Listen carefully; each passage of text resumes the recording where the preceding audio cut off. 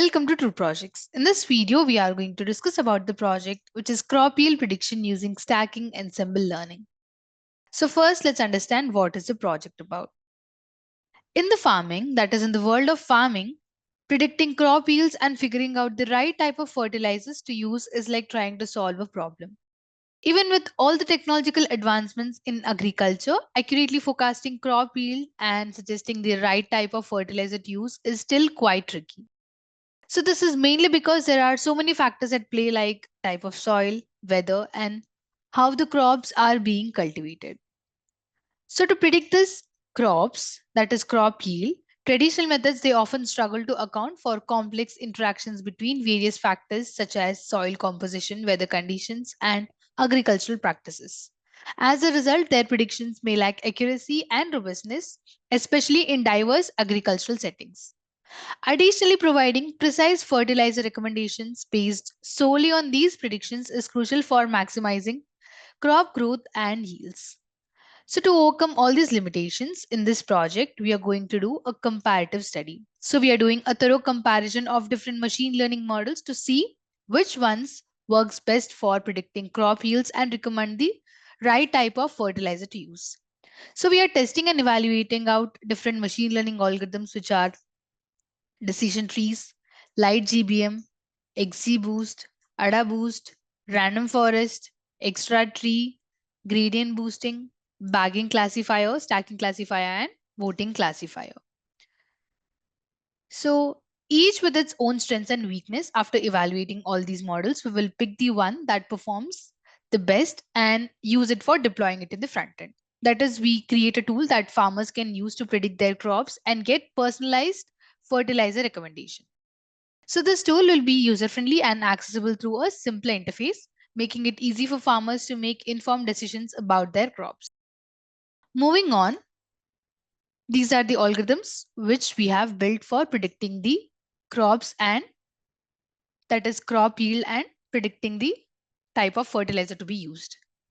So moving on, as the extension, we have integrated Flask to the front end. That is, Flask is like a web framework, lightweight web framework for creating websites using Python. We used it in this project to make a website where people can interact with our crop yield prediction system. So with Flask, we can set up features like sign up and sign in using a simple database called SQLite 3. And users can give the input parameters on the website for analysis.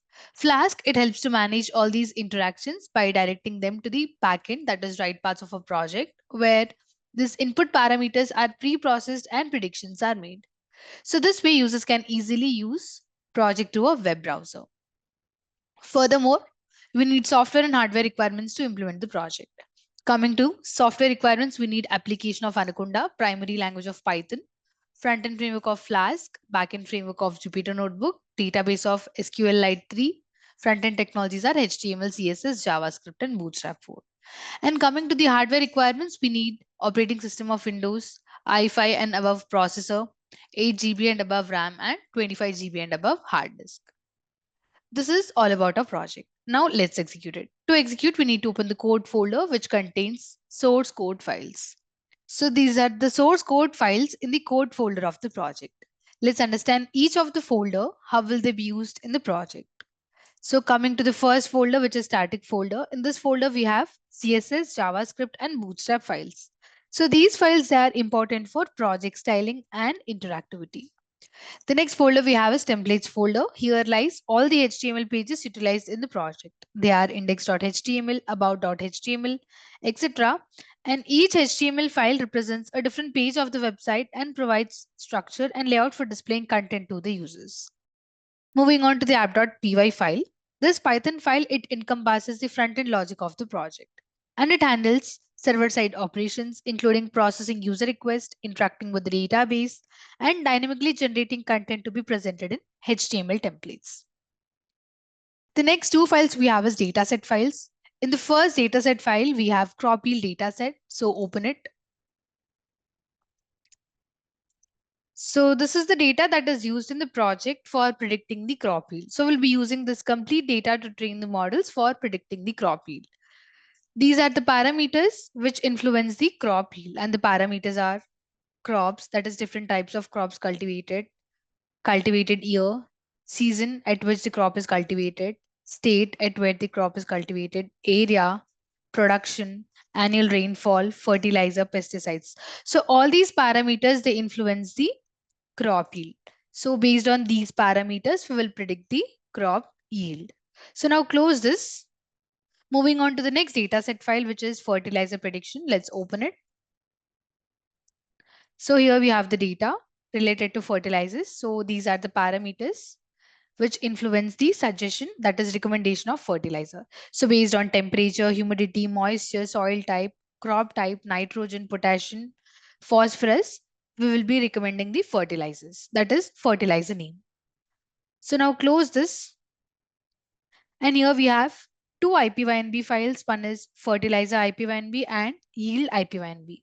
So these are the Jupyter Notebook files which contain the combination of code, graphs, and outputs all in one place. It allows users to write and execute code in individual cells, which makes a popular choice for the data science. And here we have two model files. These files contain the algorithm information and they will be loaded into the project code during runtime.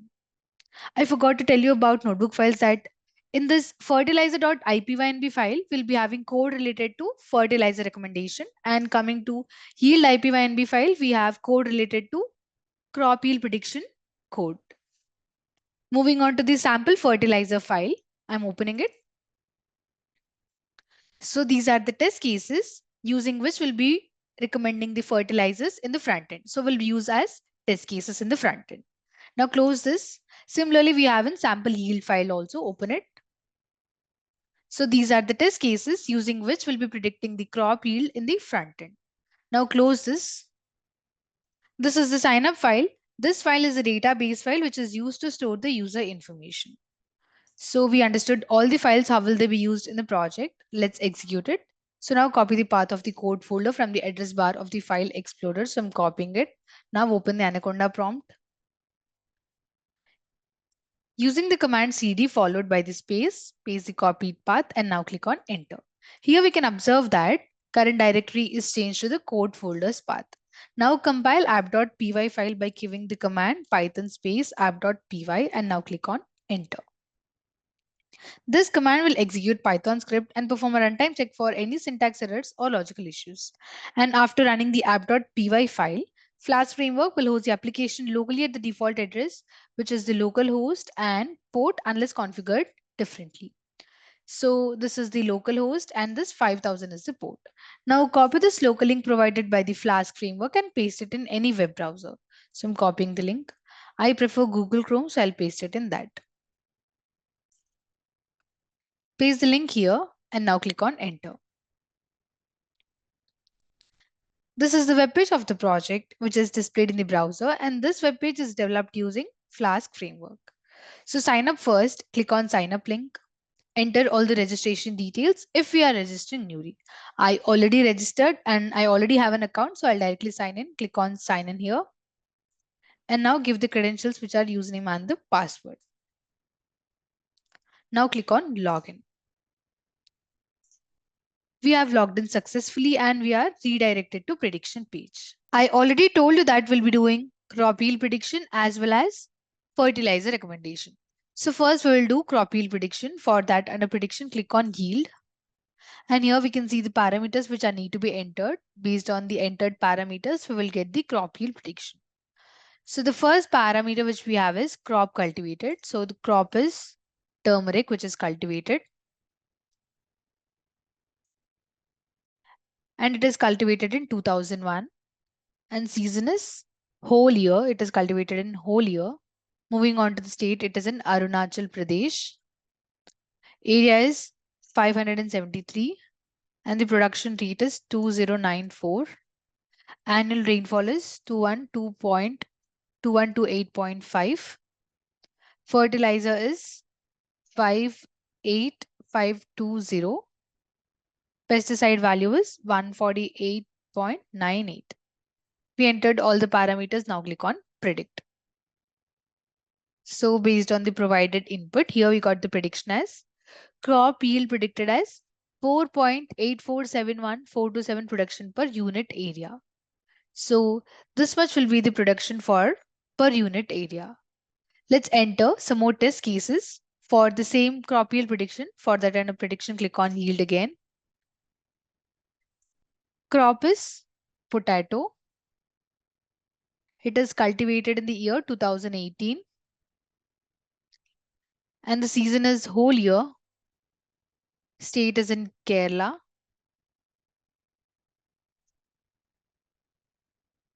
Area is 536.9 and production value is 7381. Annual rainfall is 2989. Fertilizer is 87085 amount of fertilizer used. 187.9 of pesticides. So now click on predict. So here we got the prediction as crop yield is predicted as 13.41 production per unit area. So for unit area, that is per unit area, we will have the production of 13.41. Let us enter one more test case, that is another crop. So click on yield again. So the crop cultivated is barley and the year cultivated is 2002. Season is Rabi. State is Bihar. Area is 20427. Production is 23432. Rainfall is 1105.8. Fertilizer is 1933824. And pesticides is 15106.75. So we entered all the parameters. Now click on predict. So based on the input provided, here we got the prediction as crop yield is predicted as 1.14657,429 production per unit. So per unit area, we will have barley of 1.14657,14929 of production of barley. So let us enter one more test case. So crop cultivated is moong. Crop year is 2018, that is, it is cultivated in 2018. And the season it is cultivated is in autumn. State is Odisha. Area is 10615. Production is 2798. Annual rainfall is 1635.9. Fertilizer is 172175.3. Pesticides are 3715.2. So now click on predict. So crop yield of moong is predicted as 0.37099091 production per unit.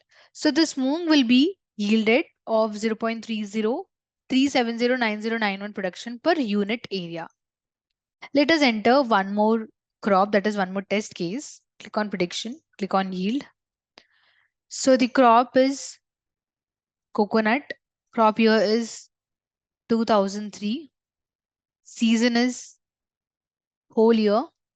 State is Kerala. Area is 2000. Production is 5000. And rainfall we have is 7381. Fertilizers are 2506 and pesticide is 5106.75. Now click on predict.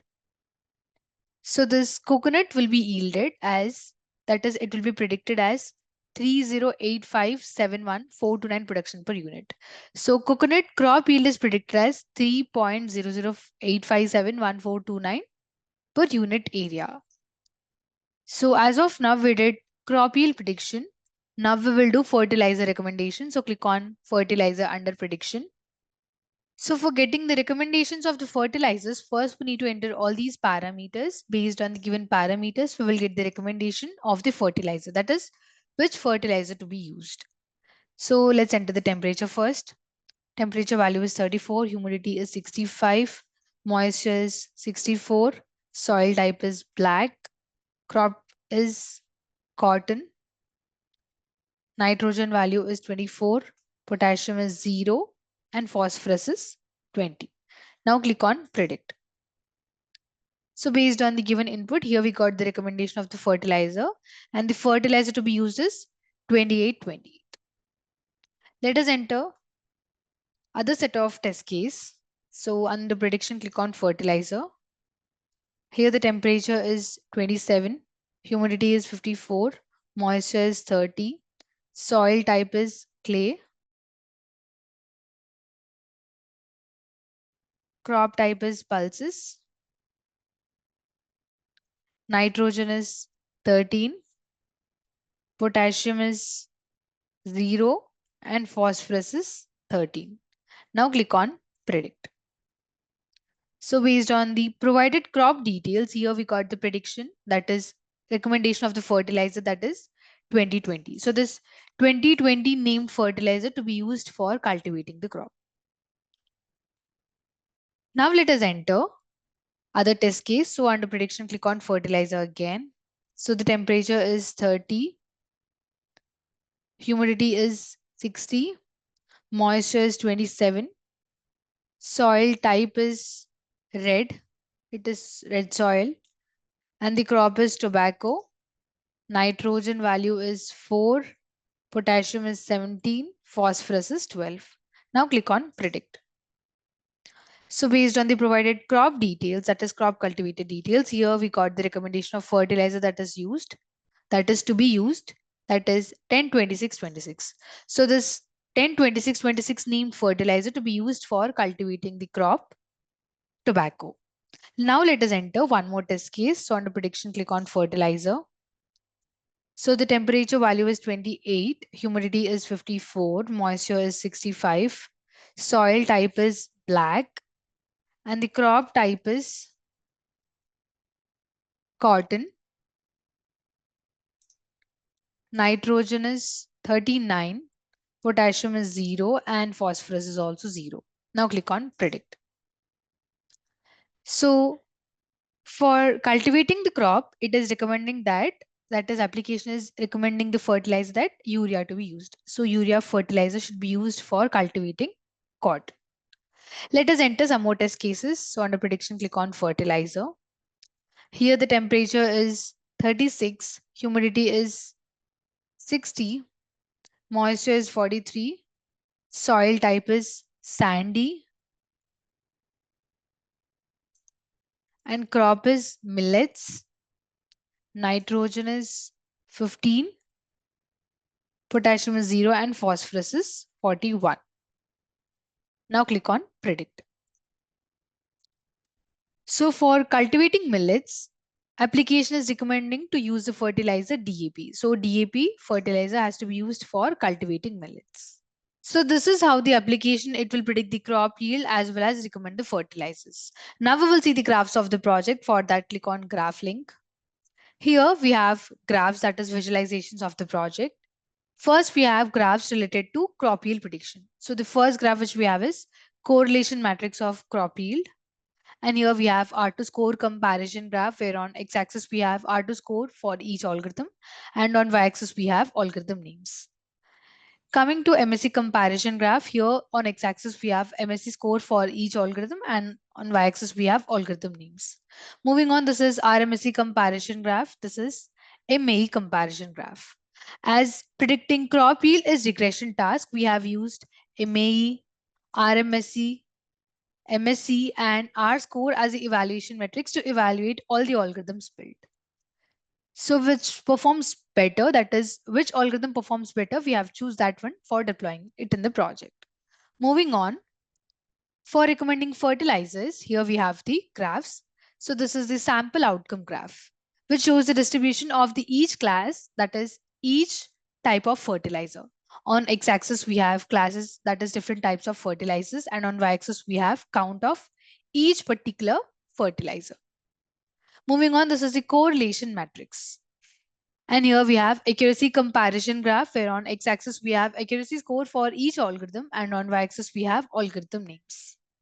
And here we have precision score comparison graph, where on x-axis we have precision score for each algorithm, and on y-axis we have algorithm names. So this is recall comparison graph, and this is F1 score comparison graph. As recommending fertilizers is a classification task, we have used FN score, recall, precision, and accuracy as evaluation metrics to evaluate all the algorithms which is used for classifying, that is recommending fertilizers. So now click on sign out. Through our comprehensive analysis of machine learning models for crop yield prediction and fertilizer recommendation, we have gained valuable insights into their performance and suitability for agricultural applications. So, this project highlights the importance of utilizing advanced predictive analytics to optimize crop management strategies and enhance agricultural productivity, optimize crop management. By leveraging the strengths of different algorithms, we can empower farmers with valuable tools for making informed decisions and achieve better yields and agricultural productivity. Thank you for watching video. For more projects, please visit our website www.trueprojects.in. For updates on latest project videos, please visit True Projects YouTube channel and subscribe.